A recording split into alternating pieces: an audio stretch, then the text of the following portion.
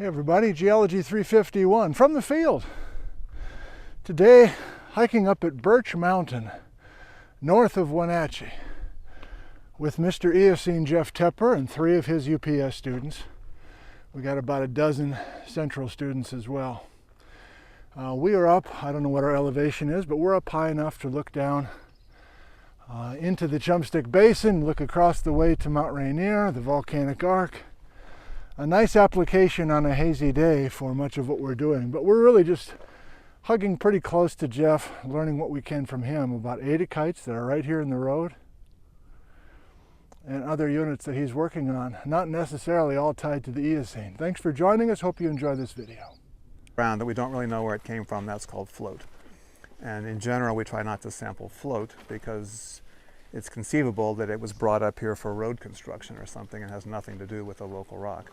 If it's a big chunk that's below a cliff face, then it's pretty likely that it's locally derived. So, rocks poking out of the dirt, it's really hard to know if that's float or in place.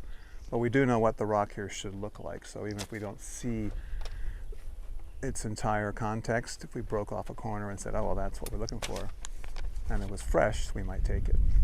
And we'll talk about fresh, if you want to talk about what a fresh rock looks like when we find a fresh rock. All right, we good? Okay, so I think the cell tower, I think, is up here. So that's where we're allowed to go past the gate. They don't want us to interfere with their equipment, obviously, so. I have it on my Kindle. I found it and I was like, oh my gosh, read it. Yeah. I think my version is quicker than yours because my version is neat to fast.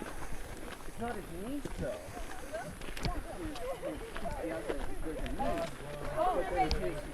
His girl, who you don't really see until a little bit later, her name is Robin. Yeah. Team effort. And you've looked at this before.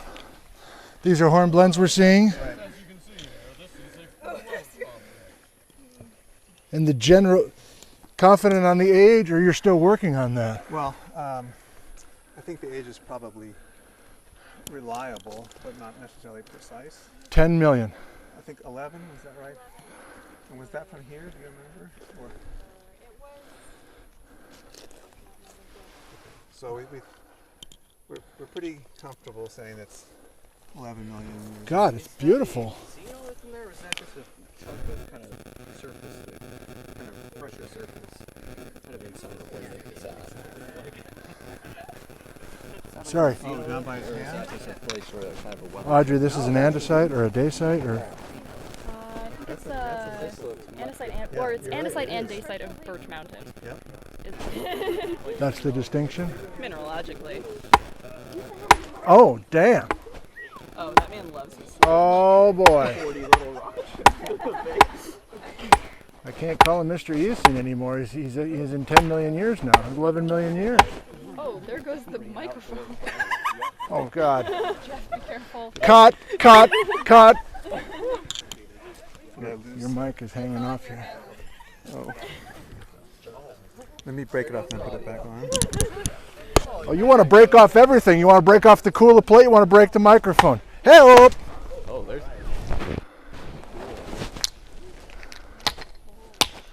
That's persuasive, all right. And a hush falls over the crowd.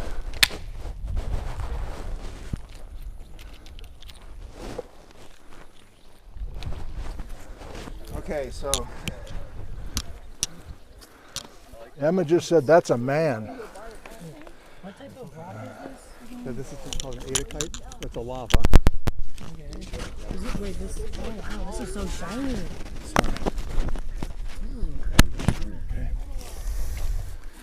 Okay, here. Yeah. Oh, the black one? Yeah. Oh, Chris, because they're so linear like that, there wouldn't be hornblende, right? Yeah, that is. Oh, that is hornblende. Okay. Longer, kind of. Okay, so I thought it was Yeah. I'll break another chunk off. We're looking at the elusive adikite. Yes, Emma. Nice little green bit there too. Be in the presence. Floater one, but most likely from the There's area. a weathered face. You can see the hornblende starting to weather green. Vesicles at first, but those are I don't know if you can pick that up on I'm that. trying to out of focus here. Pretty good, I think. Thank you, Colton. Like a nice thing. So I'm sorry, Jeff. Hand sample, you can't tell if it's an adakite or not. Right. Anybody else want one? Care about is if this is fresh, because Audrey's going to chemically analyze it. And so one thing you look for is the flashy minerals, not the black ones, but the sort of clearish ones. Those are plagioclase. And if they're still reflective, that they have a cleavage phase, then this rock is fresher. If they've started to weather, then they sort of look white and chalky. And then the hornblende in here is still black, and that's a good sign. There shouldn't be any quartz in here. It's pretty big, so Although, let me see that. it's pretty big though, so I don't Oh, that is quartz. That's some kind of Ooh, a, Tim. that's a, Oh, Tim. knows what he's talking about every now and then. but that's a foreign object. Okay. It's either a little xenocryst. Xenocryst. Sounds like it. So if it's a rock, it's a lith. Okay. If it's just a foreign crystal, Okay. Gotcha. know. So the darker gray, I mean the aphanitic. right. So That, the what? fundamental mineral. So it's Okay. mostly plagioclase, Okay. probably some amphibole, maybe some opaque mineral like magnetite. You've never seen it. And you didn't say. Well, hornblende and amphibole are the same thing. So Amphibole is like the family name. Right. Okay. Because you'll find out mineral. Well, you're not going to So, take mineralogy. but I'm you not will, gonna take mineralogy again. That's right. I was going to say. You learned that it's not all hornblende. I draw the line. Amphibole. Okay. So what makes the larger amphibole crystals form versus it's kind of otherwise just really small background? Temperature and Just pressure the- conditions. So the simplest explanation is it started to crystallize slowly underground, and the larger crystals began growing, and the remainder was still molten, and it erupted, and it cooled fast after eruption. So whatever wasn't already a crystal quenched to a very fine-grained matrix. And then Ash also brought up a point that like it seemed like some of this you sometimes see some kind of lining up Yep. of some of those. Which is amphibole. probably a flow. Okay. Yeah, that's how they're all little elongate little prisms. So if the magma's moving, they would tend to align. Okay. Very So anyway, this is what we're hunting for. I think it's. Oh, sorry. No, it's okay. It was interesting. They kind of had like this I don't know, maybe. He normally does the class where there's one lecture day, and then the next day of the week is a field trip. So my guess is it's probably stayed the same. Oh, I was going. Now I will you- ask the professor. I was just asking if. First, I asked if the field trips were optional or mandatory, and then I asked, in a normal term, how many times would you go out in the next spring or when you do this class again, can I stay on the email list for the field trips? Sure. That's an interesting thought, Ariel. Why don't I? One option would be to be loose enough that kind of anybody in the department that wants to come could do it. So were you imagining outcrop already? Well, I thought there would be more outcrop. And then we saw some, not on the road, but higher up. Yeah.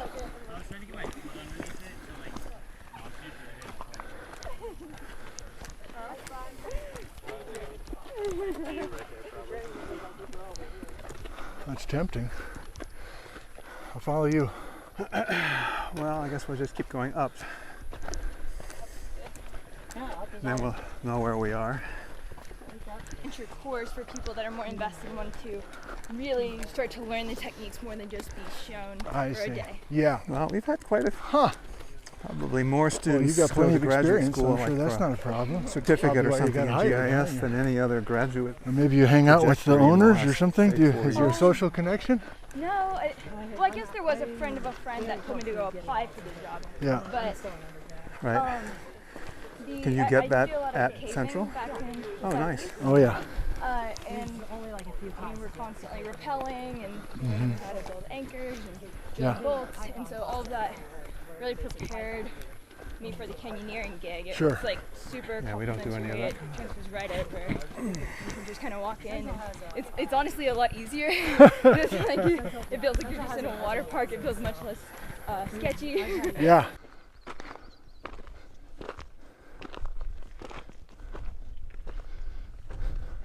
Did you start filming when COVID started? Or you've been filming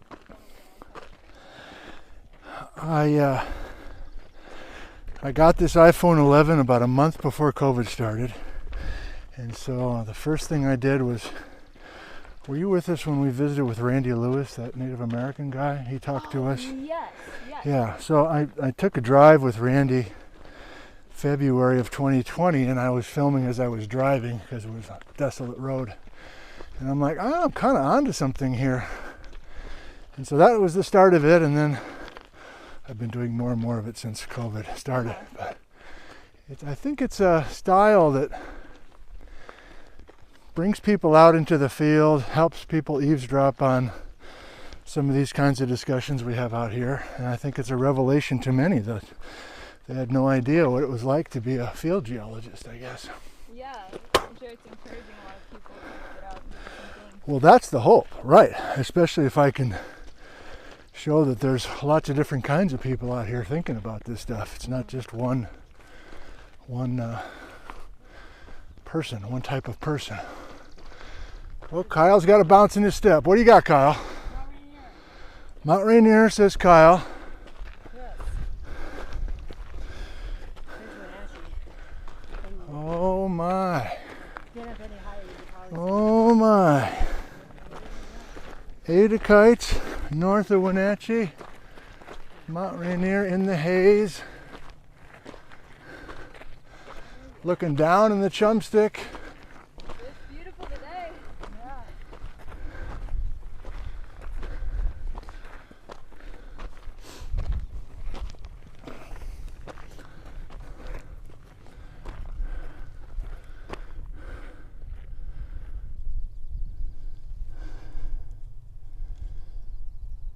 Interesting kind of a swirly texture here. Part of me wants to think this is Joaquin biotite gneiss, but the other part tells me this is the 11 million year old Adakite up here on top of Burch Mountain that Jeff is talking about, which I don't understand in the least. But looking west for a landmark, can you see Mount Rainier in the distance? Come on, Gizmo. Come on, Gizmo. Where are we? Rainier to the left. Can you see it? Probably not. Way back there. How do I get the focus to the sky? Hazy due to the heat, I guess. But looking up into the Stewart Range, Baja BC, blah, blah, blah, blah.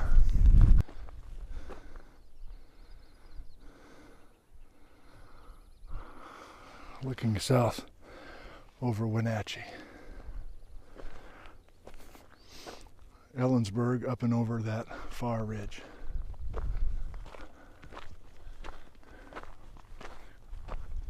I promised Jeff that I would stay close to him, but the views are too good up here. So hopefully he's heading this way.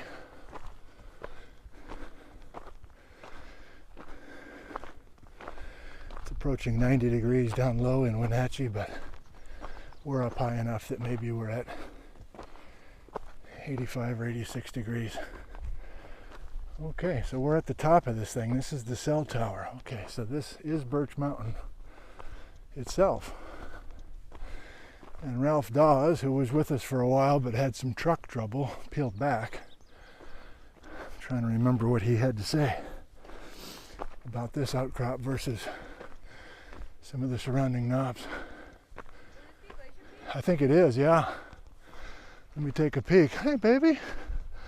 Hi, baby. Local wildlife. Yeah.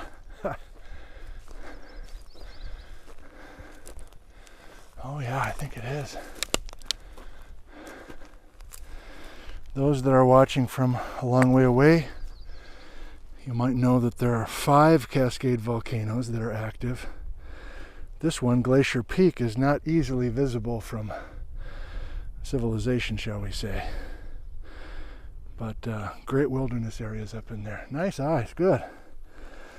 Alabama Jess, she knows her peaks. This is the highest up we're going. Kyle? Yes.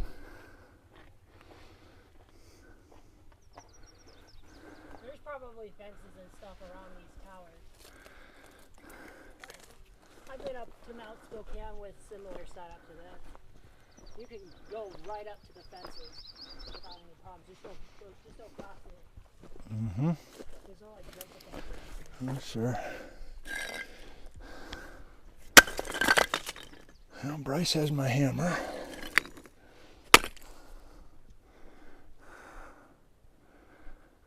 I don't understand this focus. Let me get in the shade, see if this focus is any better.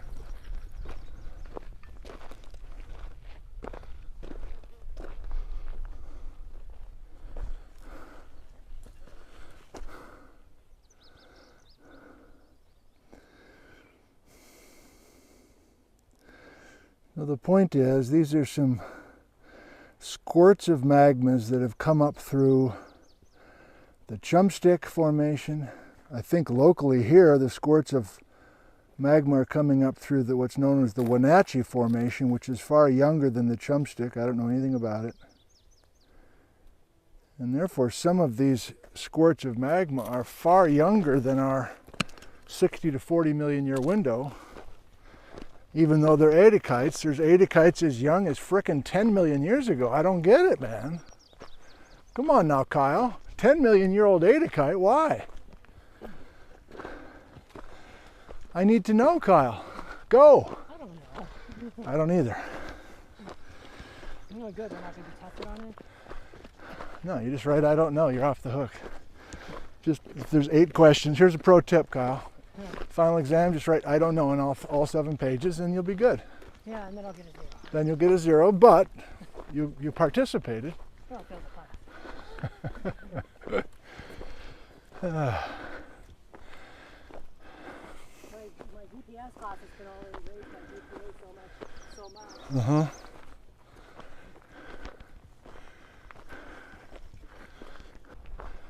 Hey, boy, you having a good time? Are you having a good time out here? Are you having a good time? Are you?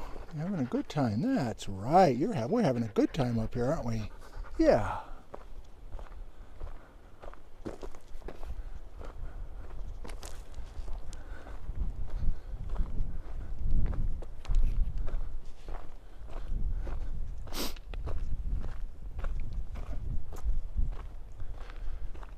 Well, I got so interested in the views up here, I abandoned Jeff Tepper.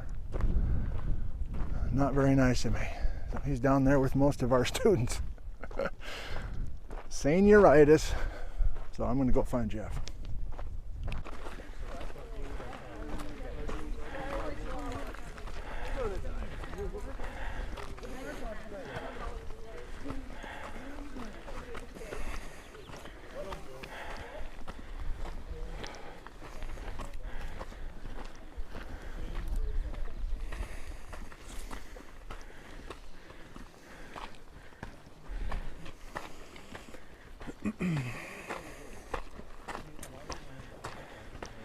So we detoured to sample on a little knob over there. Did you get some samples that you liked? Yeah, it's very similar looking, but different place. And you never know how much variability there'll be from place to place. Well, I'm sorry I got a little excited there. I just kept coming You're up excited this is way. good. I would feel terrible if you said, well, I was excited and then we got here and I wasn't. What did you see up here? There's good outcrop right at the base of the cell tower. Oh, good. Yeah, so I'm excited for you to. Yeah. So if you guys catch your breath, I'd be happy to follow you guys up there. I'm good. Good.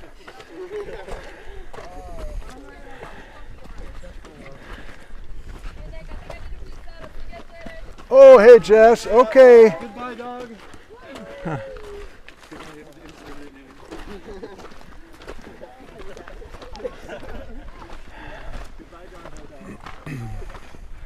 So am I, Jeff, so am I remembering correctly that 2 years ago when we went over to the Wenatchee Pinnacles, let's say, to sample a little bit, Right. you didn't have much knowledge of this area 2 years ago? I had the basic Chewacum Graben, Uh-huh. Entiat Fault, Leavenworth Fault. Okay.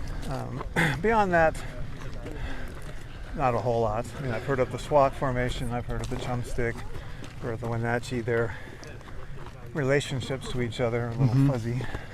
I guess what I'm driving at is, in the last 2 years, have you been surprised at the amount of igneous material here that forms these pinnacles that has kind of opened up a whole area for you to look at? Yeah, I would say definitely. And in the process of defining Audrey's thesis goals, we looked at what other units might be worth sampling that seem to be anomalously far east and are in the window of time that are interesting. And there's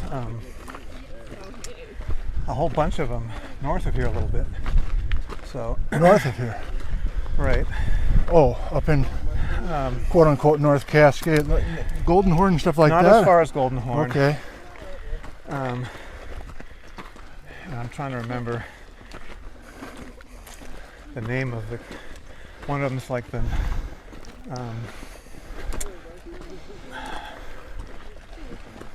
Cooper Mountain? basalt of North. No, these are small units. Okay, okay, North Peak basalt or something like that. okay. So I think we're going to do a second field trip. That one would require backpacking in. So we'll Okay, wait till July probably. sure. But yeah, so there's just a ton of units that are mapped, at least at the 100,000 scale. Their age is inferred, or possibly there's been some potassium argon dating some time ago when this USGS was mapping. But otherwise, there's really not been anything. That's it. That's the theme that I find interesting, that even with Tom this morning, like, he felt he had, quote-unquote pretty good dates, but it's 30 years old. It's Right. He kind of admitted as such, but it's not this new world of your kind of dating, and so you can do much more with your precision dates. And I told Audrey that a whole new idea emerged this morning, which is what is the relationship between the Wenatchee Dome, which is the only one that's associated with mineralization, Yeah. and the other pinnacles, which they're all in the line, but that one's quite different Yes. compositionally. So that's the kind of question that could be approached with data that she could collect. So Good.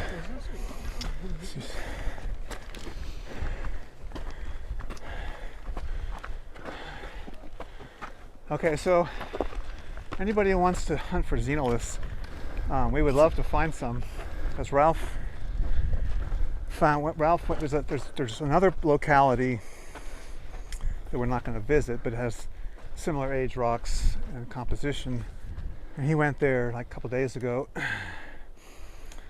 and he found a little xenolith in one of them, which looks like it's full of olivine. Olivine. So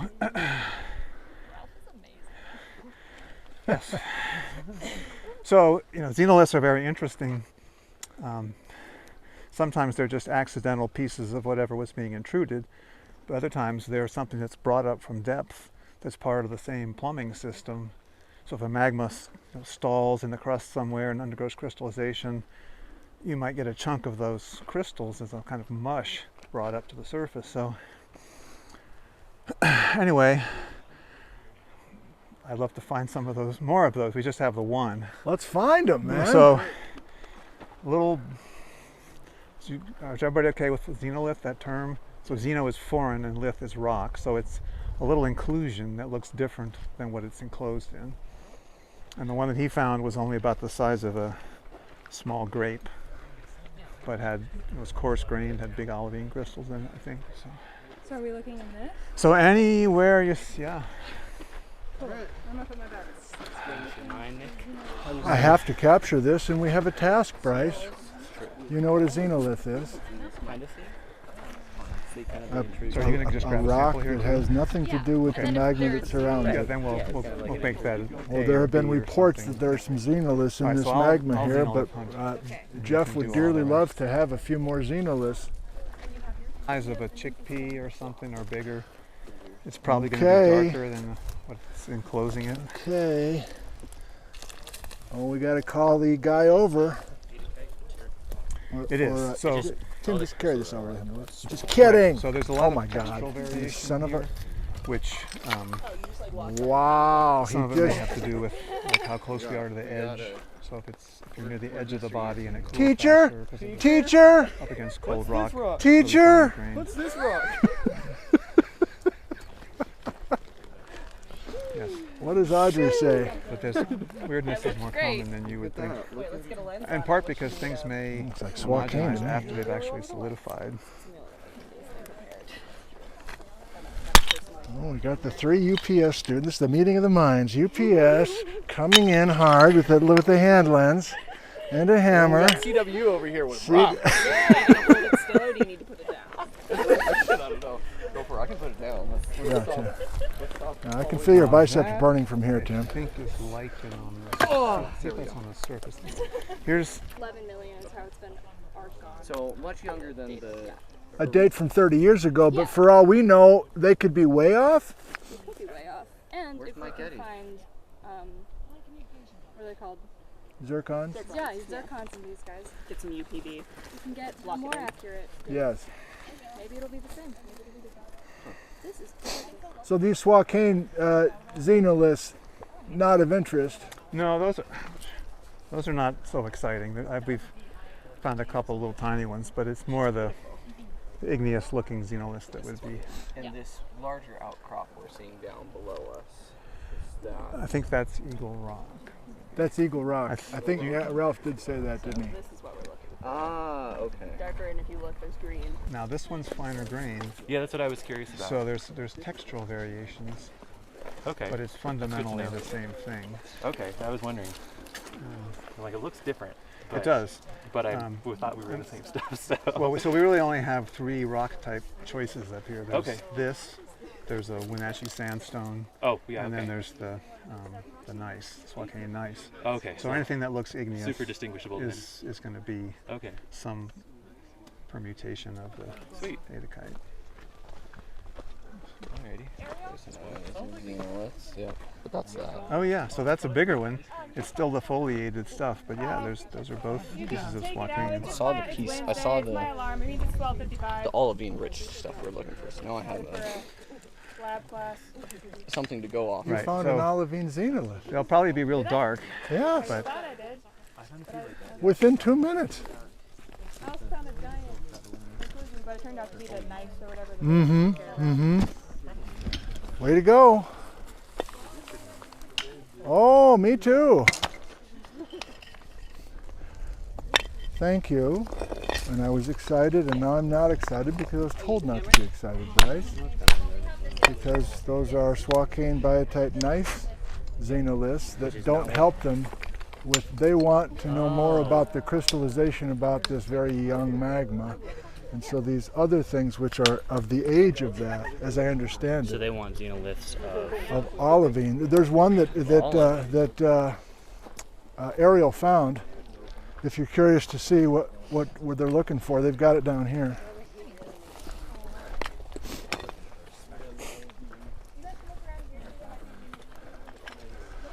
Pretty much what you expected as far as what the outcrop looks like. Are there any surprises so far today? well, this is finer grain that we saw down below. Okay. And Ralph previously collected some samples from here that were really coarse grained. I mean, had big hornblends like almost a centimeter. So I'm not sure where those are from, Mm-hmm. but there's a lot of textural variation that might not actually be all that chemically different. So different batches of the same magma that had different cooling histories, Yeah. or were in different places relative to the edge of the pluton. So I mean, we don't even know if it's a pluton, but in the other locality it is. So close to the margins, things would cool faster and they would have a finer grain texture. I can't hold asking this. if this is truly in the neighborhood of 10 or 11 million years ago, where's the heat source here for that? Are you still thinking this is some eastern outpost of the Cascade Arc?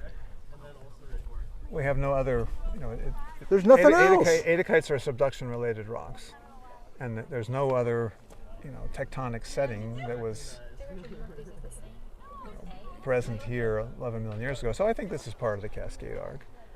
Why it's farther east is not so clear, and why many of the farther east rocks seem to have adikitic tendencies is also not totally clear. But Peel Point has some, and some of the Horse Lake complex not so much. But I mean, I was maybe just going to take, well, we have this stuff. It's so young.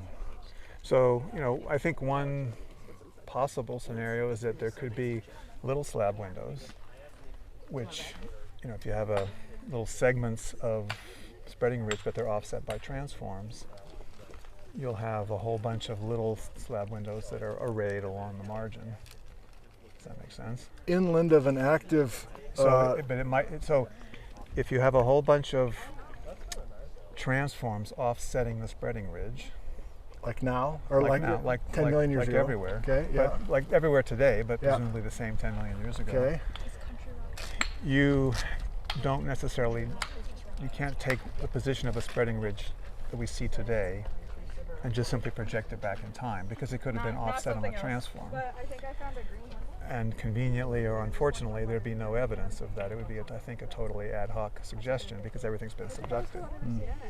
But I think it's conceivable that there was some little piece of spreading ridge that was under here 11 million years ago and simply reactivated I see. these older adikites that might be left over from the rollback period. Well, for lack of a better phrase, that zigzaggy nature of spreading ridge offset, Right. I know that's a big part of your block diagrams, and that's my project tomorrow morning before I give this last lecture, is to really try to see why you did the zigzag the way you did it to help you with your Right. Okay. window. I don't expect you to do it all now, but I mean, there's a big row. You put a lot of thought into that. We wanted to have a spreading ridge at Silesia should be sitting atop of the ridge, but we also want the ridge to be south of Silesia to provide a slab window to bound the area that rolls back. Okay, so we did this thing the other day. Yes. So if this is map view, north, south, we want this to roll back. We want a boundary on either side that limits the part that rolls back from what does not. This would be Farallon, this would be Resurrection. And in between there, bounded on both sides by divergent boundaries, would be Kula. Okay? So we want this southern boundary to be south of Silesia. Yes. But we also want Silesia to be astride a boundary. So having it offset allows us to do that. Mm-hmm. And it is, a geometric construct that makes our model fit, but it was encouraging to me that if you look at Iceland today is doing exactly the same thing. If you look at the Mid-Atlantic Ridge, it goes up, then there's this step, and there's Iceland sitting off, I think, to the east of the main ridge, and it zigzags back again. So it is not without precedent that a hot spot sitting under a ridge can either cause or at least be associated with a place where the ridge has a zig and a Very zag. cool. Very cool. So Ken, he's very good at thinking about the geometry of things. And so we spent actually a lot of time trying to figure out how to get the spreading ridge to be in different places to give us slab windows and transforms that you do it.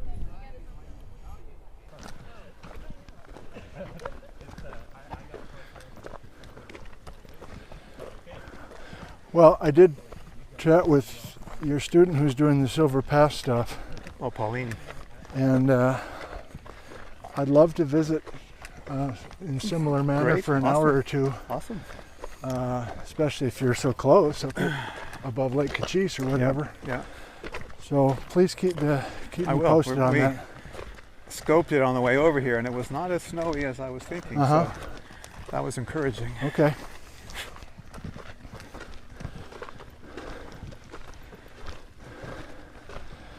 And I was telling her that in that Mike Eddy Show and Tell Miss Olivine 2021. You kidding me? You found another one? I don't know. You did? It looked different, so I picked it up. I think Ariel ran to catch up with Jeff. Maybe a little. Yeah, I think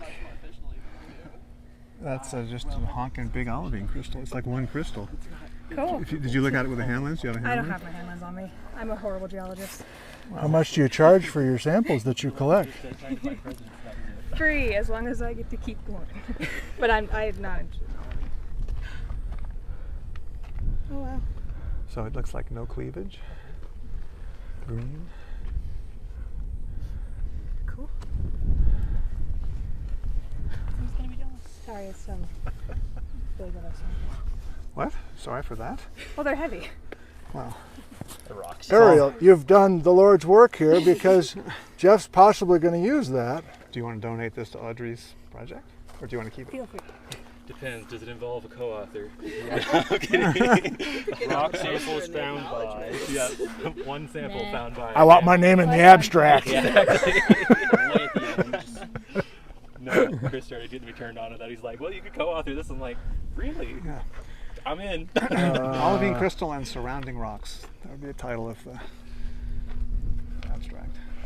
So to help me and the others, the olivine, you potentially would look carefully at that olivine to tell you nothing with age, something about depth. It might tell you something about what's happening at depth, or what the parent was. So this conceivably could be, this may have had a parent magma that was more primitive, or interacted with something, and that could be a little snapshot of it. You got a knack, Ariel. It's You because got a I have an knack. obsession of just looking at all of the rocks I see as I'm walking. I see. You have It that drives disease. my friends nuts when we're literally just walking on a gravel road and I bend sure. down to a rock and they're like, why? Big blue. Sure. Oh, this is a poster for UPS Geology right here. Look at this. Look at this. With the notebook out. Yeah, shout out to Ken Clark, our resident artist. Hey, Made us learn how to draw. that's nice. Do you know where Ken Clark did his undergrad? He did his master's at Western. He did. Did he do his undergrad at Western also? At Central He Washington did his University. undergrad at Central Washington he University. did. Go Wildcats. Wow, you learn quickly there, Audrey. That's good. Go Wildcats. Yes. It's for you, courtesy of Ariel. Check it out. Ariel is the olivine hunter. Olivine Queen. That's a beauty. That's gorgeous. That could be B since it's got that special chunk. For sure, yeah. Not a teeny piece, but on a humongous rock sample. Now we're finding olive. Yeah, just break this thing. Bryce, this isn't a competition. It's just like the little guy right Technically, he found Oh, it. I Luke just picked found it it. up. there. Well, I'll get my head out of the way. Oh, is that really, or is it Yeah. just a surface thing? Is it No, that's it. nice, Luke? Cool. Yay! I've got you down. I have to dedicate my thesis to you if you die during field work. You're a field hand. That's what we're all doing here. I'm not a field hand. I'm an old field hand from the Rio Grande. I could like do a balance contest here. Extra big. Is this flow banding in this stuff? What is this foliation or lineation or whatever? I got perfect balance, Nick. Kyle, I'm sorry, I took my eyes off you for a second. Nice job. You're recording me. That's Very good. Oh, I'm not supposed to record. I'm supposed to look at you, but I'm not supposed to record you. That have been tested. I forgot to read the rule book this morning, Kyle. the rule book. But I thought the schist was the coolest thing, and then the tonalite right along the fault. They had like super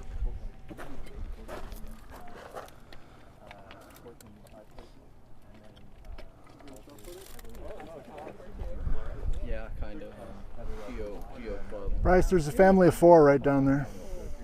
Document. Put on Google Drive eventually. Google Drive. That's how.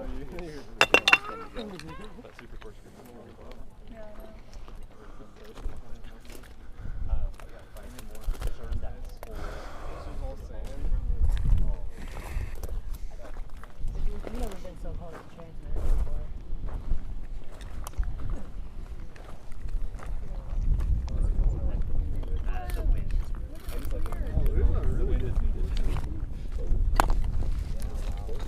Check out Ashley. Look at this. It's almost pink. Yeah, Luke found a piece like that. Yeah. Just right here. Yeah, what is it? Is it plaid? No, What? that's the Yeah. quartz. No, That's I, the- Oh, it is quartz. Okay. yeah, I asked him earlier, and he said, yeah, that That is makes sense some- because it's also kind of pinkish. Yeah. And I don't know. I know like nothing about rose quartz other than it's pink. I don't know how it forms or what makes it